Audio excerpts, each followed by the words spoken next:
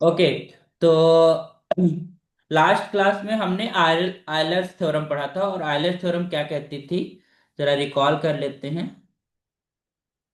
Euler's theorem ये कहती है कि अगर मान लो suppose let function z is the function of x and y, okay, then x times del z of del x plus y times del z of del y, है ना, will be equal to n time n of z। अगर यहां पर हम z लेते हैं तो n of z का मतलब है कि n इज व्हाट, डिग्री। ठीक है, and this function should be homogeneous, है ना। होमोजीनियस हमने देखा था, तो अगर फंक्शन होमोजीनियस है, देन अगर हम वेरिएबल का पार्शियल डेरिवेटिव लेते हैं और उस वेरिएबल को उसमें मल्टीप्लाई करके ऐड करते हैं, तो वो फंक्शन n टाइम्स हो जाएगा, उसकी डिग्री टाइम्स आ जाता है। ठीक है, ये हमने आयलर थ्योरम लास्ट क्लास में पढ़ा था। आज हम पढ़ेंगे चेंज ऑफ इंडिपेंडेंट वेरिएबल। ठीक है, तो जैसे कि अगर हमारे पास एक फंक्शन है, suppose that this is z is the function of x and y. But हम एक चीज देख रहे हैं कि हमारे पास जो x है, this is another function of two variables, है ना। इसको हमने कहा this is phi one u comma v. इसका मतलब ये है कि x u और v का फंक्शन है, and y is also function of u and v। This is a phi two and this is a function of u and v। अब एक चीज बताइए, अगर हम x की जगह पर फाइव वन पुट कर दें और y की जगह पर हम फाइव टू पुट कर दें, तो क्या जो ये f है वो u और v का फंक्शन नहीं हो जाएगा, क्योंकि x और y तो रिमूव हो जाएगा। तो that will be the function of u and v only. ठीक है, तो हम इसी इसी को बोलते हैं, this is called change of independent variable. तो इंडिपेंडेंट वेरिएबल, लेकिन हम क्या करें, मान लो इसको हमने रिप्लेस करा और ये u और v में कन्वर्ट हो गया, तो उसके बाद हम u के रिस्पेक्ट में पार्शियल डेरिवेटिव निकाल सकते हैं, हम v के रिस्पेक्ट में पार्शियल डेरिवेटिव निकाल सकते हैं। बट बिना रिप्लेसमेंट के हमें ये पता है कि x u और v का फंक्शन है और y u और v का फंक्शन है। तो अब हम z को जब इसमें हम पुट करेंगे तो z भी u और v का फंक्शन हो जाएगा। तो अब z का हमें पार्शियल डेरिवेटिव चाहिए with respect to u and with respect to v। तो उसे कैसे लिखा जाता है, लेट अस सी। तो अगर हमें पार्शियल डेरिवेटिव चाहिए जेड का विद रिस्पेक्ट टू यू, हो ना, तो उसके लिए फार्मूला लिखेंगे del Z of del X. पहले हम उसे एक्स के रिस्पेक्ट में पार्शियल डेरिवेटिव कर लेते हैं, फिर एक्स का, क्योंकि x is also the function of u and v, तो एक्स का पार्शियल डेरिवेटिव करेंगे विद रिस्पेक्ट टू यू। तो this is your del x of del u, plus लगाते हैं, फिर क्या del Z of del y, and y का फिर से हम में फर्दर करेंगे तो del y of del u. Okay, इसी तरीके से अगर तुम्हें चाहिए partial derivative of z with respect to v, तो क्या करेंगे, del Z of del x, और फिर एक्स का फर्दर वी के रिस्पेक्ट में तो del x of del v, and plus similarly this is del Z of del y, और this is del y with respect to del v. Clear. तो इस तरीके से हम चेंज ऑफ इंडिपेंडेंट वेरिएबल्स की बात करते हैं। अगर मान लो सपोज दैट यहाँ पर x y z, there are so many x one x y one, इस तरीके से फंक्शन होते, और जो एक्स वन वाई वन और जेड वन वेरिएबल है वो और एम वेरिएबल पे डिपेंड करते होते, तो उसके लिए फिर इन जनरल वे में हम जिस तरीके से ये हम कर रहे हैं वैसे भी उसको भी करेंगे। ओके, तो late us do an example, एक क्वेश्चन करते हैं इसके ऊपर। तो एक एग्जांपल करते हैं, दैट इज योर एग्जांपल। सो इसमें क्या बोला है कि if this is v is the function of x and y, v the function of x and y, where x is function of r and theta, r cos theta, ठीक है, और y is also function of r and theta, it means that r sin theta is there। okay, so what we have to express, this express del v of del x and del v of del y in terms of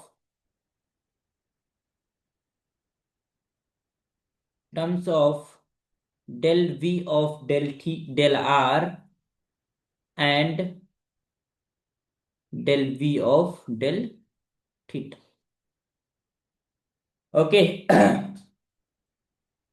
so let us, ध्यान देना, यहां पर आपको del v of del x और del v of del y को express करना है in terms of del v of del r and del v of del theta.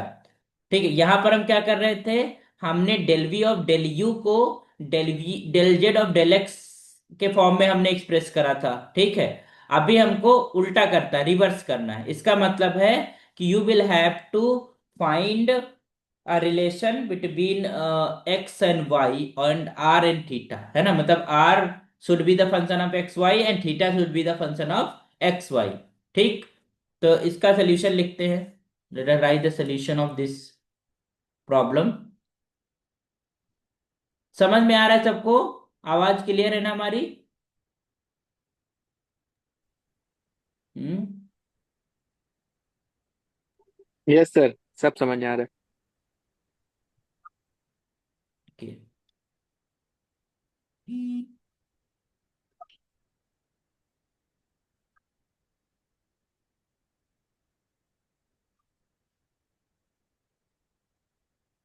Okay, सो क्योंकि हमें पता है, एक चीज ध्यान दे, अब हमें क्या करना है सबसे पहले काम, ये जो एक्सप्रेशन लिखा हुआ ना, express del v of del x and del v of del y in terms of del v of del r and del v of del theta.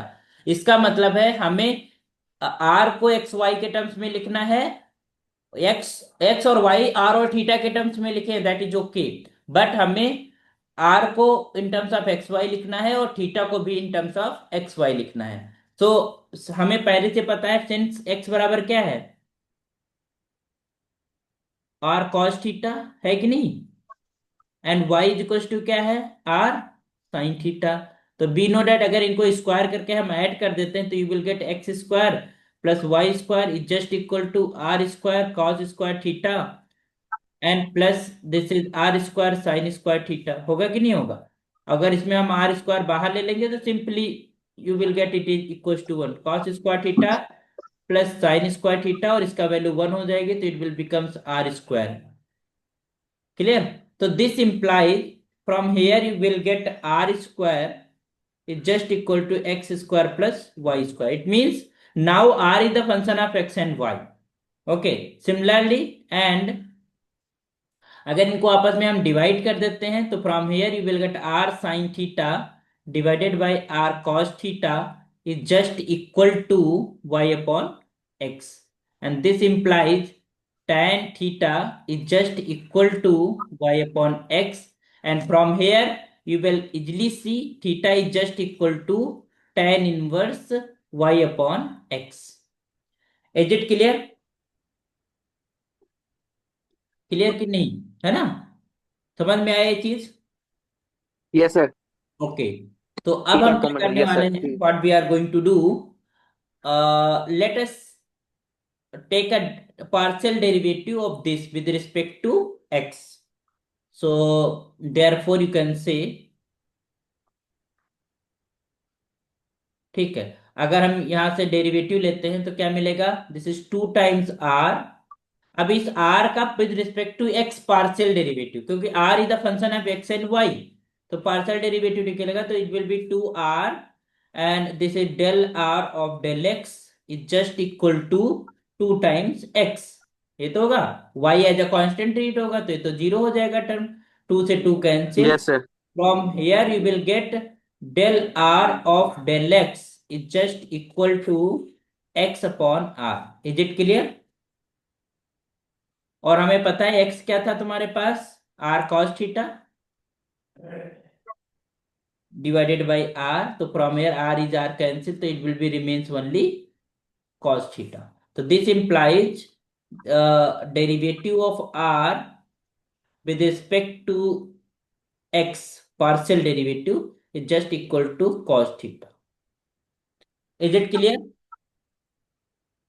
Yes sir. इसी तरीके यस से सर। y के respect में इसको करो तो क्या मिलेगा, similarly,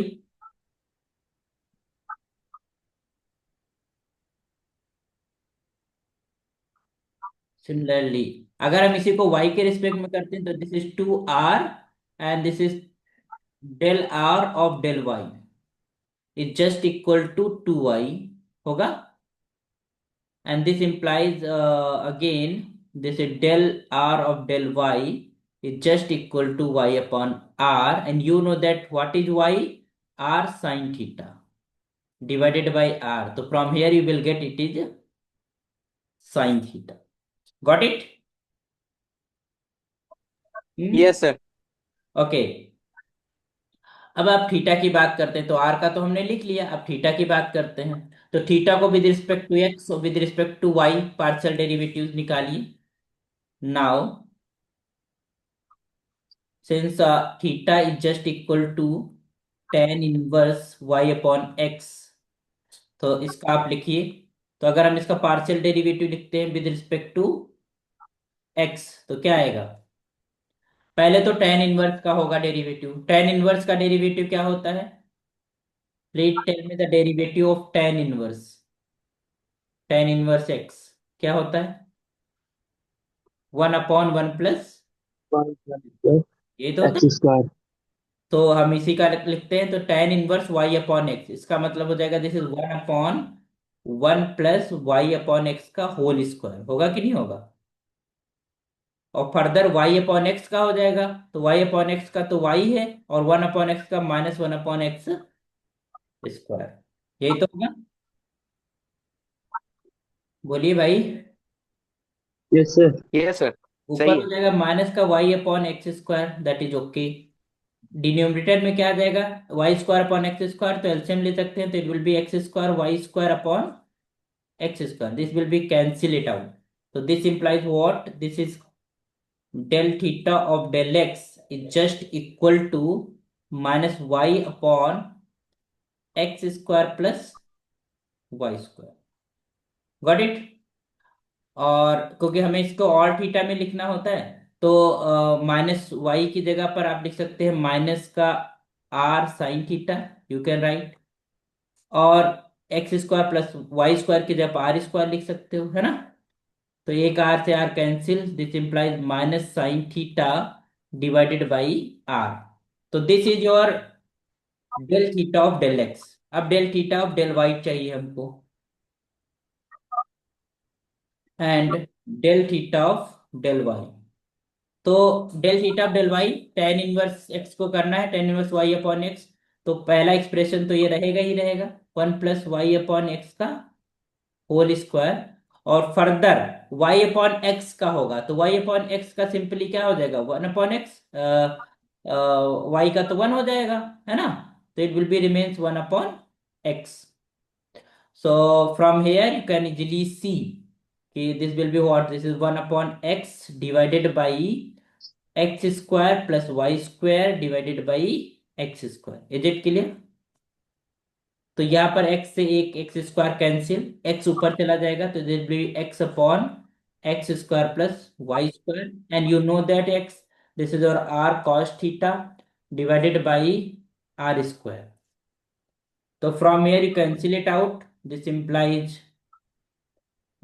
del theta of del y just equal to cos theta divided by r। तो this thing we get. Okay, अब ध्यान दीजिए, अब हमें चाहिए क्या? नाउ हमें चाहिए del v of del x, है ना? Del v of del x, हम क्वेश्चन को जरा देखेंगे, उसमें क्या निकालना था हमको? Del v of del x and del y, del v of del y को हमें in terms of del v of del r and del v of del theta के फॉर्म में लिखना था। ओके, तो let's I am going to write it. तो del v of del x, तो इसका जो रिप्रेजेंटेशन होगा, फार्मूला कैसे लिखते हैं? Del v of del x को अगर लिखना है तो it will be del v of del r and del r of del del v of del r and del x, ये एक्स हो जाएगा, and plus del v of del theta and then del theta of del x. होगा कि नहीं होगा? यही formula होगा। Yes sir. Del v of del Yes, x sir. Is equal to del v of del r, del r of del x plus del v of del theta and del. तो अब हम del v of del x Del को X. In terms of ये लिख रहे हैं। अब let us solve it. तो this will be del v of del r, तो यहाँ रहेगा ही रहेगा। इसकी जगह पर हम क्या लिखेंगे, del v del r of del x हमने क्या निकाला था, del r of del x हमने निकाला था कॉस थीटा, है ना। तो उसके जब क्या पुट करना है आपको, कॉस थीटा, तो here will be cos theta plus del v of del theta will be remain the same, and del theta of del x क्या हो जाएगा, अभी हमने देखा था del theta of del x, ये आ गया माइनस का sign, sine theta upon r। Is it clear? and now you simplify it,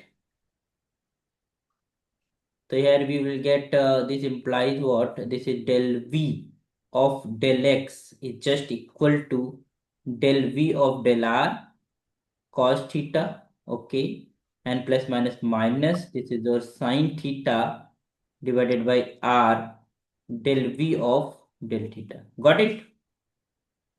ठीक है। एंड हमें वो दूसरा चाहिए del v of del y, तो del v of del y इसको कैसे लिखेंगे, del v of del r into del r of del y plus del v of del theta and del theta of del y, got it?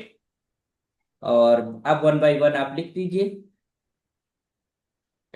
तो there will be del v of del r into del r of del del y, क्या निकाला है हम लोगों ने, del r of del y, this one del r of del y sine theta, it is sine theta, it will be sine theta, फिर plus del v of del theta and del theta of del y, del theta of del y is what, this is cos theta upon r, clear? So from here you will get, this is del v of del y is just equal to sin theta into del v of del r plus this is cos theta upon r and this is del v of del theta। तो ये जो equation one है, this is your answer, है ना, this expression हमें चाहिए थे। Got it? समझ गए? Yes, sir. Yes, sir.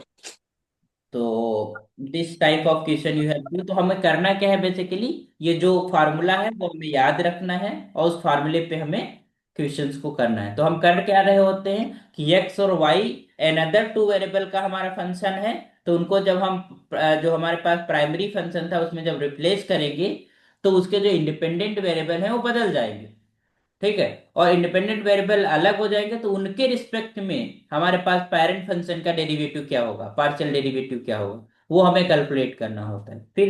And then you will do the accordingly, according to question, जो भी क्वेश्चन होगा उसके अकॉर्डिंग हम लोग करते हैं। Is it clear? समझ में Yes, sir. आया? Sir. Yes, sir. Okay. So one thing अब हम बात करते हैं कि मोर मोर ऑर्डर, जैसे कि हमने देखा था कि हम अगर किसी फंक्शन को एक बार पार्शियल डिफरेंशिएट करते हैं तो उसे फर्स्ट ऑर्डर पार्शियल डेरिवेटिव बोला जाता है, टू टाइम्स करते हैं तो सेकंड ऑर्डर का बोलता है। बट अब टू टाइम्स का तरीका अलग अलग है, तरीका अलग अलग इन द सेंस कि अगर मान लो हमने फंक्शन है, हमने एक बार एक करा तो पार्शियल डेरिवेटिव, तो उसे एफ एक्स लिखा जाता है। तो हमने एफ एक्स को हमने वाई के रिस्पेक्ट में करा या फिर हमने एफ वाई को एक्स के रिस्पेक्ट में करा, तो these are two mix order कह सकते हो पार्शियल डेरिवेटिव्स, है ना। And also it is a second order partial derivative. तो इसमें ये दोनों इक्वल हो भी सकते हैं और नहीं भी, मे और मे नॉट, ठीक है। तो ये इक्वल कब होंगे, तो लेट अस सी की, ठीक है, ठीक है, values, but it is not necessary it always will be equal, तो is sufficient condition of the equivalence this, तो फंक्शन जो पार्शियल ऑर्डर डेरिवेटिव्स हैं that should be, it should be continuous, है ना। और ये किसी नेबरहुड में एग्जिस्ट करने होने चाहिए। तो इसके ऊपर एक थ्योरम है, दैट इज लेमा। ठीक है। उस लेमा उस थ्योरम के according we can able to say कि ये बोथ आर इक्वल। ठीक है। तो ये चीज ध्यान देना कि जो मिक्स सेकंड ऑर्डर डेरिवेटिव्स होते हैं, second order third order whatever, they are not necessarily equal. जरूरी नहीं कि दोनों वो इक्वल हों। उनकी एक कंडीशन होती है, उस कंडीशन अगर वो फुलफिल करेंगे तभी उनकी इक्वलिटी की हम बात कर पाते हैं किसी पॉइंट पे। ओके। तो this may or may not equal in general. Okay. Got it. So एक थ्योरम है यस सर। Schwarz theorem. ठीक है। तो उसका स्टेटमेंट देख लेते हैं हम लोग। क्या कहती है Schwarz theorem?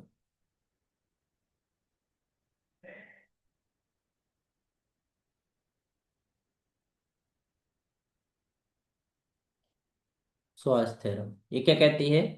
If there's a point A comma B, if A and B be a point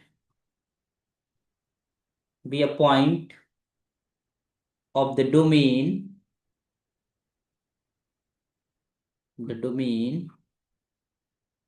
of a function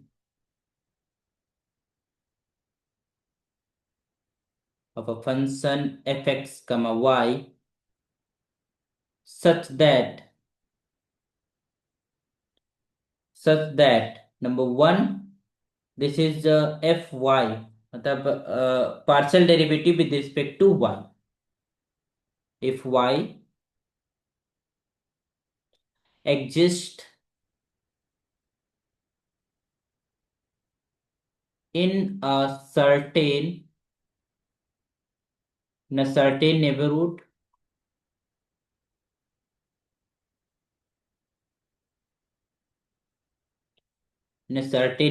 of a comma b। Okay. दूसरा है कि इसके जो डेरिवेटिव्स है, मतलब y with respect to x now, it should be continuous. Should be is continuous at this point a comma b। So अगर ऐसा होता है then we have two possibilities. Then number A कि f of x y will exist, also exist at this point a comma b, and number second that इस point पे जो value होंगी mix derivative की, that will be equal. Got it. तो this thing we have, तो ये चीज जो दो कंडीशंस यहां पर लगी हुई हैं, दैट इज नेसेसरी। ओके। तो f y x should be continuous and if y exist in a certain neighbourhood of a comma p, अगर ये दोनों चीजें फुलफिल होती हैं, then f x y also exist and that will be equal with this yx, है ना? तो f x y at the point a comma b will be equal to value of the f y x at this. तो ये आपको statement ध्यान में रखना है and we will move further. So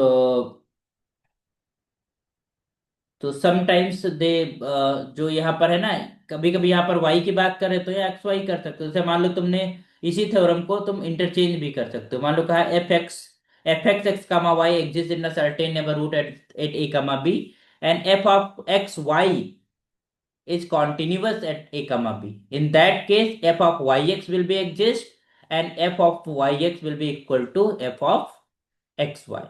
Okay, so that you should remember. एक एंग्स theorem है, उसका भी स्टेटमेंट हम लोग लिख लेते हैं। एंग्स थ्योरम क्या है? ये समझ गए, Schwarz theorem. Yes sir. And always remember that f x y is not necessary equal to f y x. हर केस में इक्वल नहीं होता, बट ये जब कंडीशन फुलफिल करेगी तो इक्वलिटी होगी, है ना, इस पॉइंट पे। अब हम बात करते हैं Young's theorem. Write down. Young, eggs.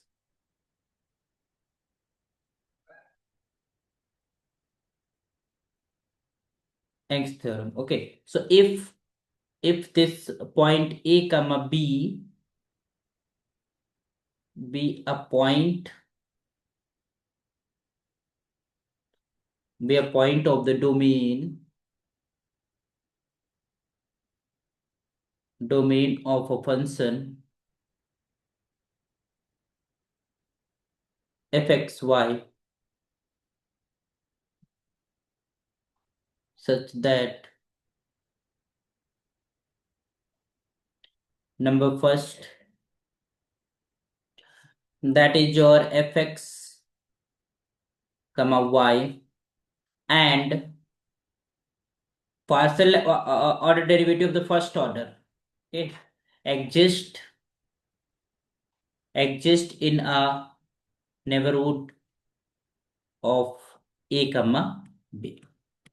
Okay, and second condition, then fx comma y and first x comma y are both differentiable.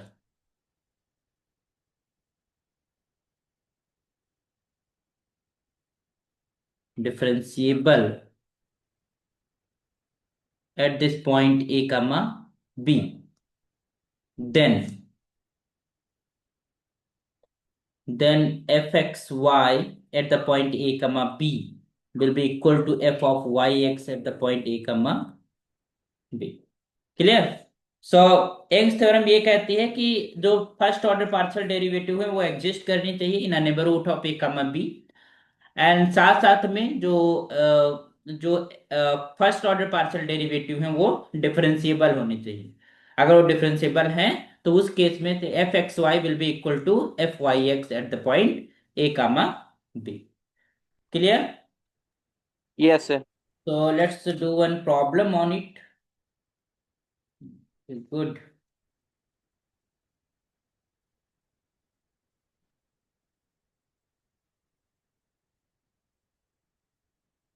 एक प्रॉब्लम करता हूँ कोई।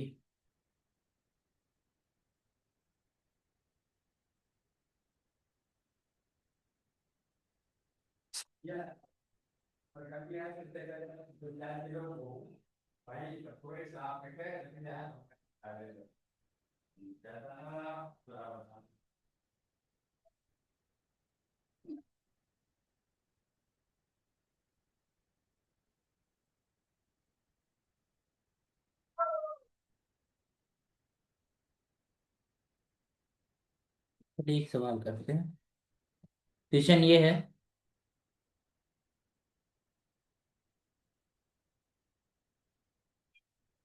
so that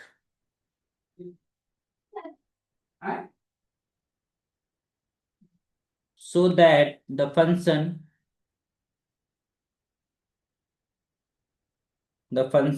this defined like this, which is x y x square minus y square, it divided by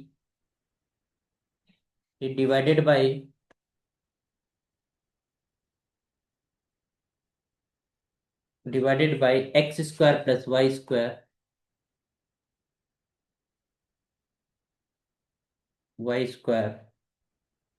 so that is your x comma y is not equals to 0 comma 0,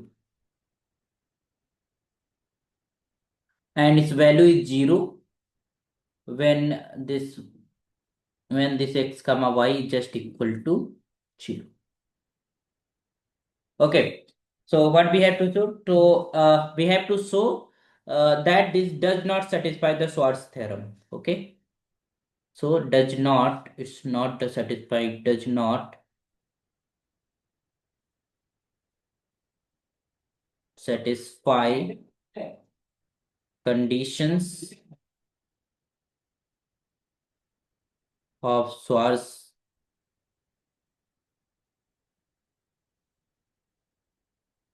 theorem and show that, अगर वो choice theorem की condition show नहीं कर रहे हैं तो ये भी तुम देख सकते हो कि वो इक्वल नहीं होंगे। पॉइंट है जीरो का, तो this is 0, 0 is not equals to f of y x 0। मतलब फंक्शन की वैल्यू जो पार्शियल डेरिवेटिव है x y and y x will not equal to. Okay, तो आइए जरा let us do the problems.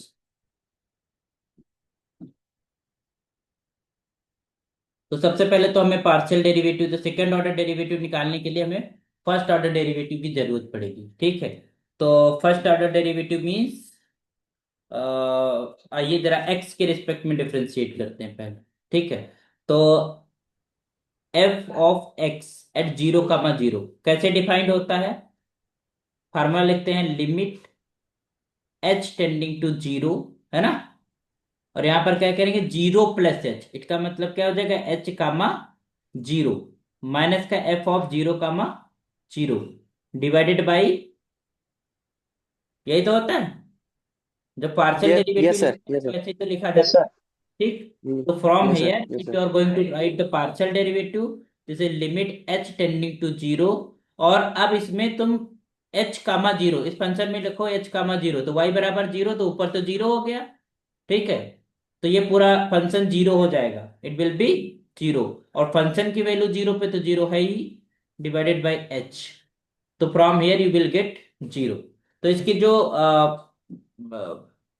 Function की पार्शियल ऑर्डर फंक्शन की value जो है वो that is your 0 eight the point 0, 0, ठीक है। ओके,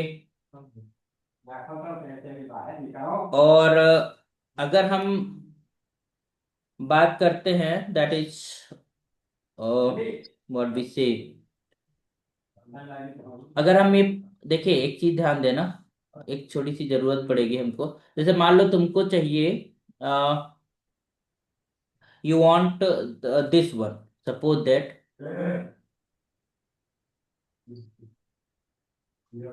सेकेंड ऑर्डर डेरिवेटिव है ना, अगर हमको चाहिए second order derivative of this thing, ठीक। तो एट द पॉइंट 0, 0, ठीक।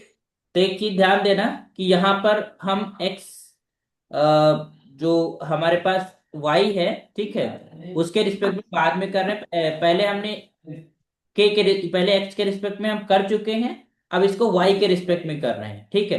तो ये जो y x होता है, जो ये नोटेशन होता है, उसकी लिमिट इस तरीके से लिखी जाती है, limit k tending to zero, ठीक है। और यहां पर अब क्या आ जाएगा, this is partial order derivative with respect to x of function, क्या है, पॉइंट है 0, 0, 0। तो here will be what, this will be your 0, k minus का f x 0, 0 and divided by k, ठीक। इसी तरीके से Yes, sir. वो एफ ऑफ एक्स वाई लिखना होगा, ठीक है। तो आपको कैसे लिखना होगा, limit h tending to 0 and here will be f of y of h, 0 minus का f of y of 0, 0 divided by h। Clear, समझ में आया? ये दो एक्सप्रेशन चलेंगे, तो अब इस एक्सप्रेशन के अंदर तुम देख रहे हो तुमको क्या जरूरत है, F of x x F x 0, 0 तो उसकी वैल्यू तो 0 हो गई। इसी तरीके से एफ Yes, वाई sir. 0, 0 निकालो जरा, इसको इसको इसको 1 मान लो फार्मूला, इसको 2 मान लो, ठीक है। 0, 0 तो यह हो जाएगा limit, this is k tending to 0, f of 0, k minus का एफ 0, 0 डिवाइडेड बाई के। तो ये भी तुम्हारे पास क्या आ जाएगा, this is limit k tending to 0, this is 0 upon k and it will be equal to 0, ठीक है। अब हमको दो पॉइंट्स और चाहिए, जैसे कि हमको चाहिए ये f x at 0, k point पे, तो ऐसे लिखेंगे, this is limit h tending to zero, this is f of h comma k minus का f of zero comma k। Point हमारे पास क्या है, zero comma k। Okay, and divided by your h। Okay, तो अब यहाँ पर आप फंक्शन की वैल्यू लिखिए, limit h tending to zero, और एच कामा के पे फंक्शन लिखिए पूरा। तो फंक्शन क्या है, x y, x square minus y square अपन x square plus y square. ठीक है, तो ये हो जाएगा तुम्हारे पास h k, and this is h square minus k square divided by h square plus k square. Okay, और अगर जीरो कामा